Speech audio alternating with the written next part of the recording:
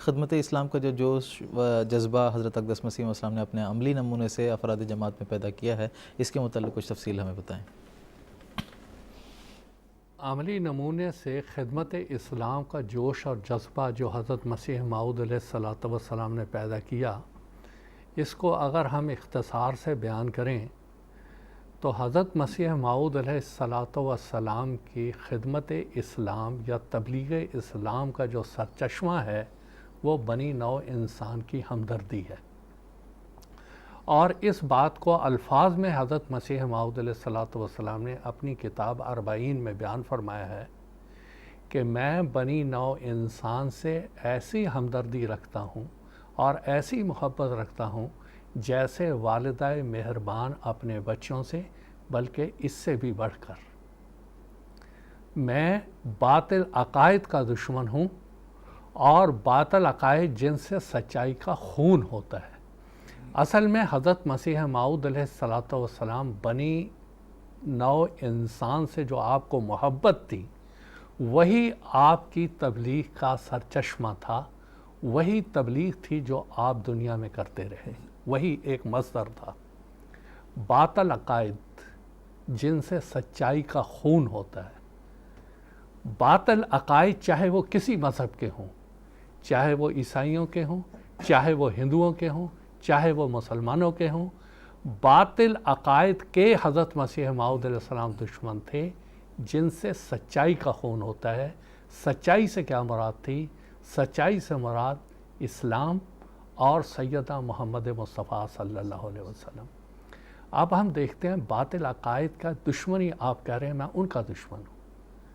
عقیدے میں سے سب سے اہم عقیدہ جو ہوتا ہے وہ اللہ تعالیٰ کی احدیت اور وحدانیت کا عقیدہ ہے کہ اللہ ایک ہے، جو کل عالم کو چلا رہا ہے، جو انسان کی ضروریات کو پورا کرتا ہے، وہ احد ہے، قل هو اللہ احد۔ اسلام کی بنیاد اس بات پر ہے لا الہ الا اللہ، اللہ کے علاوہ کوئی معبود نہیں ہے۔ ہم دیکھتے ہیں کہ جب حضرت مسیح موعود علیہ السلام نے یہ اعلان فرمایا تھا، اللہ تعالیٰ کی وحدانیت کو ہی مشکوک بنا کے رکھ دیا گیا تھا۔ مثال کے طور پہ ہمارے اس ملک میں سناتن دھرم تھا، انہوں نے اللہ کو 3 حصوں میں بانٹ دیا، برہما، ویشنو، ویش، کہ یہ 3 حصوں میں اللہ تعالیٰ کی ذات ہے۔ برہما جس نے پیدا کیا، ویشنو جو اس عالم کو چلا رہا ہے، مہیش جس کو یہ کہتے ہیں کہ وہ سارے کا سارا آگے موت دیتا ہے۔ تو یہ اور پھر عیسائیت کو دیکھ لیں آپ، انہوں نے بھی خدا کو 3 حصوں میں بانٹ دیا۔ پھر ایک طبقہ یہاں پر ایسا تھا جس نے کہا اللہ تعالیٰ خالق نہیں ہے، اللہ تعالیٰ نے ارواح کو پیدا نہیں کیا ہے، وہ ان کا خالق نہیں ہے، اس نے ذرات کو پیدا نہیں کیا، وہ ان کا خالق نہیں ہے۔ اللہ تعالیٰ کی وحدانیت کو ہی مشکوک بنا کے رکھ دیا، جس کا نتیجہ یہ ہوا کہ اس دور میں اتنا شرک دنیا میں پھیل گیا، کوئی قبروں پہ جانے لگا، کوئی مورتی پوجا کرنے لگا، کوئی دہریہ بن گیا۔ ایسی صورتحال میں حضرت مسیح انسان کا پہلا فرض یہ تھا دعا الی اللہ، اللہ کی طرف بلانا، اللہ کی وحدانیت کی طرف بلانا، ایک اللہ کی طرف بلانا۔ حضرت مسیح موعود علیہ السلام کی کتابوں میں جو ایک درد بنی نوع انسان کی ہمدردی کے لیے ہے کہ وہ ایک اللہ کی شناخت کروانا اور اس کی تبلیغ کو دنیا کے اندر پھیلانا، اور جس درد سے مسیح موعود علیہ السلام نے یہ آواز اٹھائی ہے اس کا صرف ایک حوالہ میں آپ کی کتاب سے پڑھ کے سناتا ہوں۔ آپ فرماتے ہیں کیا بدبخت وہ انسان ہے جس کو اب تک یہ پتہ نہیں کہ اس کا ایک خدا ہے۔ بدقسمتی تو دنیا میں بھری ہوئی تھی۔ جس دور میں مسیح السلام نے کام شروع کیا 1880 میں یا اس سے پہلے، بدبختی تو دنیا میں اتنی بھری ہوئی تھی کہ ان کو پتہ ہی نہیں تھا کہ ایک خدا ہے۔ کوئی 3 بنا رہا تھا، کوئی 10 بنا رہا تھا، کوئی 80,000 بنا رہا تھا، کوئی کروڑوں بنا رہا تھا، کوئی قبر کی پوجا کر رہا تھا، کوئی مجاوروں کی کر رہا تھا، ایک خدا کا تھا کسی کو تصور ہی نہیں تھا۔ مسیح السلام ایسے انسان کو بدبخت کہہ رہے ہیں کہ اس سے زیادہ بدبختی اور کوئی ہے نہیں کہ ایک خدا کا ہی اس کو پتہ نہیں، جیسے ایک انسان اپنے ایک باپ کو نہیں پہچان رہا، اپنی ایک ماں کو نہیں پہچان رہا، اس کا کیا رہ گیا وہ انسانیت اس میں باقی؟ آپ میں کیا فرما رہے ہیں؟ کیا بدبخت وہ انسان ہے جس کو اب تک یہ پتہ نہیں اس کا ایک خدا ہے جو ہر چیز پر قادر ہے، ہمارا بہشت ہمارا خدا ہے. لوگ عبادتیں کرتے ہوں گے بہشت پانے کے لیے، مسیح صاحب فرماتے ہیں میرا مقصد یہ نہیں ہے. میرا خدا وہی میرا بہشت ہے، وہی میرا سب کچھ ہے. ہماری لذات ہمارے خدا میں ہیں کیونکہ ہم نے اس کو دیکھا، ہر ایک خوبصورتی اس میں پائی. یہ دولت لینے کے لائق ہے اگرچہ کہ جان دینے سے ملے. یہ آپ نے سکھایا، یہ تبلیغ کی. کہہ رہے یہ دولت لو. کن دولتوں کے پیچھے پڑ گئے تم؟ یہ دولت لو. یہ لال خریدنے کے لائق ہے اگرچہ کہ تمام وجود کھونے سے ملے.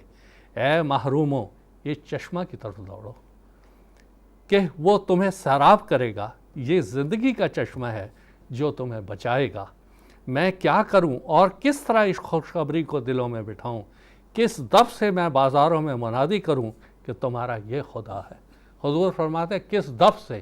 آج اللہ تعالیٰ نے دف کی ایک شکل یہ MTA دی ہوئی ہے کہ کس دف سے میں بازاروں میں منادی کروں کہ تمہارا ایک خدا ہے. بابا ایک خدا کو مانو، ایک خدا کی طرف آؤ تاکہ تم لوگ سن لو. اور کس دوا سے علاج کروں تا سننے کے لیے لوگوں کے کان کھلیں. یہ تھی مسیح انسان کی پہلے تبلیغ بنی نو انسان کی ہمدردی کے طور پر. اب اللہ تعالیٰ ہے، اللہ تعالیٰ نے انسان کو پیدا کیا. وما خلقت الجن والانس الا لیعبدون. عبادت کے لیے، عبد بننے کے لیے پیدا کیا. آپ نے دنیا کو تسلیم کروایا، دکھایا کہ ایک اللہ ہے، تم نے اس کی طرف جانا ہے. اب جانے کا رستہ کیا ہے؟ اس کے لیے حضرت مسیح موعود علیہ السلام فرماتے ہیں نو انسان کے لیے روئے زمین پر اب کوئی کتاب نہیں مگر قرآن. قرآن ہے جو تمہیں وہاں تک پہنچائے گا. تمام آدم زادوں کے لیے اب کوئی رسول اور شفیع نہیں مگر محمد مصطفیٰ صلی اللہ علیہ وسلم. آپ نے فرمایا یہ ہے وہ رستہ، اس طرف تمہیں آگے چلنا ہے. اور یہ ہے حقیقت جو آپ نے تبلیغ کی بتائی. بنی نو انسان سے محبت اور باطل عقائد سے دشمنی، یعنی جو اصل عقیدہ ہے صراط مستقیم سے ہٹا کے دنیا کو مغضوب کی طرف لے جانا، ضالین کے رستے پہ لے جانا. اس سے حضرت مسیح موعود علیہ السلام نے بچایا. اور حضرت مسیح موعود علیہ السلام کا اس بارے میں اپنا عملی نمونہ کیا ہے اور آپ کی روح کی آواز کیا ہے؟ آپ فرماتے ہیں ہمارے اختیار میں ہو تو ہم فقیروں کی طرح گھر با گھر پھر کر خدا کے سچے دین کی اشاعت کریں اور اس ہلاک کرنے والے شرک اور کفر سے جو دنیا میں پھیلا ہوا ہے لوگوں کو بچا لیں اور اسی تبلیغ میں زندگی ختم کر دیں خواہ مارے ہی جائیں. حضرت مسیح موعود علیہ السلام کا یہ جذبہ تھا کہ میں گھر گھر پھر کر فقیروں کی طرح لوگوں کو اس شرک سے نجات دوں اور ان کو اللہ کی طرف بلاؤں. یہ حضرت مسیح موعود علیہ السلام کے عملی نمونے کی آپ نے بات کہی، سوال کیا ہے.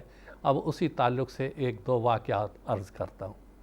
مثال کے طور پہ حضرت مسیح موعود علیہ السلام نے اللہ تعالیٰ کے وجود کو تسلیم کروانے کے لیے، اس پر ایمان کو پختہ کرنے کے لیے 1885 میں نشان نمائی کا ایک اعلان فرمایا کہ آؤ میرے پاس قادیان آؤ، میں تم کو اللہ تعالیٰ کے نشانات دکھاؤں گا، تمہارا یقین محکم اللہ تعالیٰ کی ذات پر ایمان پختہ ہوگا.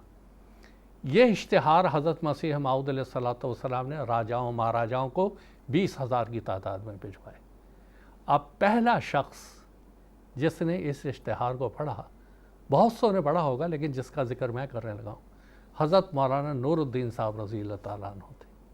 آپ اس جموں میں شاہی طبیب تھے اور وہاں آپ کا ایک مباحثہ، ایک بات چیت ایک تعلیم یافتہ مسلمان سے ہوئی جو ایک اعلیٰ عہدے پہ فائز تھا.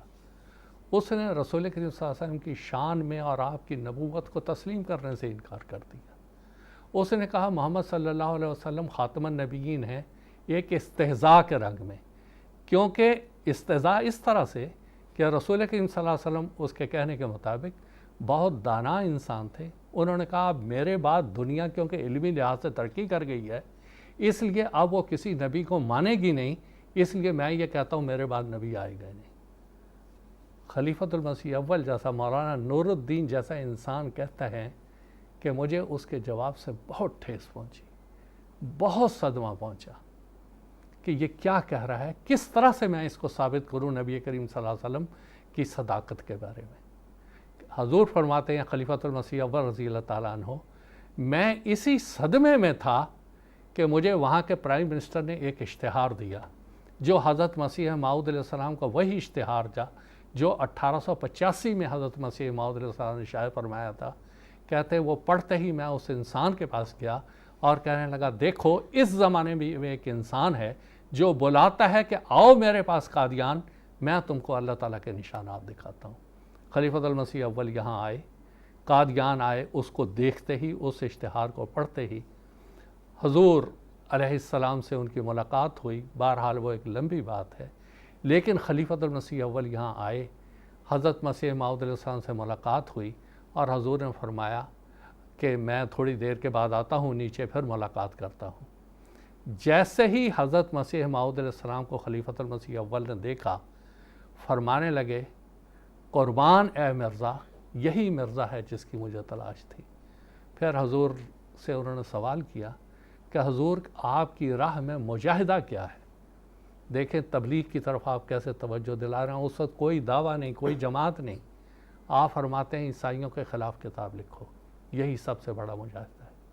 اور خود بھی لکھ رہے ہیں، دوسروں سے بھی لکھوا رہے ہیں کہ باطل عقائد کا دشمن، ان عقائد کا دشمن جس سے سچائی کا خون ہو رہا ہے، اور رسول کریم صلی اللہ علیہ وسلم نے جو دین لایا ہے اس دین کا جس میں آپ دشمن بن رہے ہیں اور اس کی دشمنی کی جا رہی ہے، اس کی طرف حضرت مسیح موعود علیہ السلام نے ان کو بلایا اور سمجھایا کہ آپ اس کی طرف آئیں اور ان کو لوگوں کو سمجھائیں۔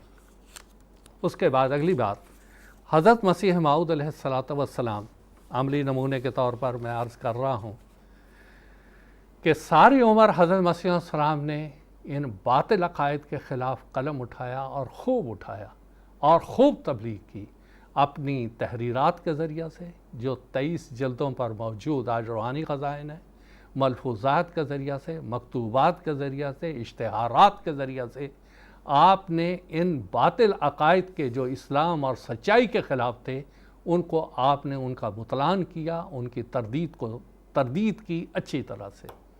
اس کے بعد 26 سال گزر گئے حضرت مسیح موعود علیہ السلام کو یہ تبلیغ کرتے ہوئے۔ 30 اپریل 1908 کو حضرت مسیح السلام لاہور میں تھے اور آپ نے فرمایا جہاں تک ممکن تھا ہم ساری تبلیغ کر چکے۔ آپ نے فرمایا جہاں تک ممکن تھا ہم نے یہ تبلیغ کر دی، ہم نے دنیا کو سمجھا دیا۔ آپ کا یہ قول بالکل ویسے ہی تھا، اللہم حل بلغت، جیسے رسول کریم صلی اللہ علیہ وسلم نے فرمایا تھا، ویسے ہی حضور نے بھی پوچھا کہ میں اپنی تبلیغ مکمل کر چکا۔ اب سوال یہ ہے، حضرت مسیح السلام تو اس کے 1 مہینے کے بعد 26 مئی 1908 کو آپ وفات پا گئے۔ اب اس کے بعد کیا تھا؟ اس کے بعد ایسے وجود تیار ہوئے جنہوں نے اس کام کو آگے بڑھایا، اور سب سے پہلے تاریخ میں جس کی مثال آتی ہے، آپ کے بیٹے، آپ کے فرزند جلیل حضرت مرزا بشیر الدین محمود احمد صاحب، وہ اس وقت جب 26 مئی 1908 کو آپ کی وفات ہوئی تو آپ کے سرہانے کھڑے ہوئے اور یہ عہد کیا اللہ تعالیٰ سے، اگر سارے لوگ بھی آپ کو چھوڑ دیں تو میں اکیلا رہ جاؤں تو میں اکیلا ہی ساری دنیا کا مقابلہ کروں گا اور کسی مخالفت اور دشمنی کی پرواہ نہیں کروں گا۔ وہ مقصد جو سیدنا حضرت مسیح صاحب لے کے چلے تھے، باطل عقائد اور سچائی کا خون جو ہو رہا تھا اس کے خلاف چلنا، اس کی تردید کرنا، بطلان کرنا، حضرت مسلم موعود رضی اللہ تعالیٰ عنہ نے وہ بوجھ اٹھایا۔ پہلے خلیفۃ المسیح اول کی میں نے مثال دی، پھر مرزا بشیر الدین محمود احمد صاحب جو بعد میں خلیفۃ المسیح ثانی بھی بنے، آپ نے اس بوجھ کو اٹھایا اور اس تبلیغ کے کام کو آگے سے آگے بڑھایا۔ اس کی تفصیل بتانے کی یہاں ضرورت نہیں کیونکہ اتنا وقت یہاں پر نہیں ہے۔ یہاں پر اس تبلیغ کو پہنچانا کوئی آسان کام نہیں تھا۔ اس جو باطل عقائد تھے ان کی تردید اور بطلان اتنا آسان نہیں تھا، خواہ وہ مسلمانوں میں ہوں یا عیسائیوں میں ہوں یا بدھسٹوں میں ہوں یا کسی میں ہوں۔ اور اس کی زبردست مخالفت شیطان نے اور ابلیس نے کی۔ اس نے یہ کہا تھا ابلیس نے، لا اقعدن لہم صراطک المستقیم، کہ میں تو ضرور بیٹھ کے ان کو گمراہ کروں گا، الٹے رستے پہ ضرور ڈالوں گا، چاہے کچھ بھی کر لے تو۔ اب اس کی چند ایک مثالیں دیتا ہوں کہ حضرت مسیح انسان نے کیسے ان کے آپ کے زمانے میں یہ سب کچھ ہوا۔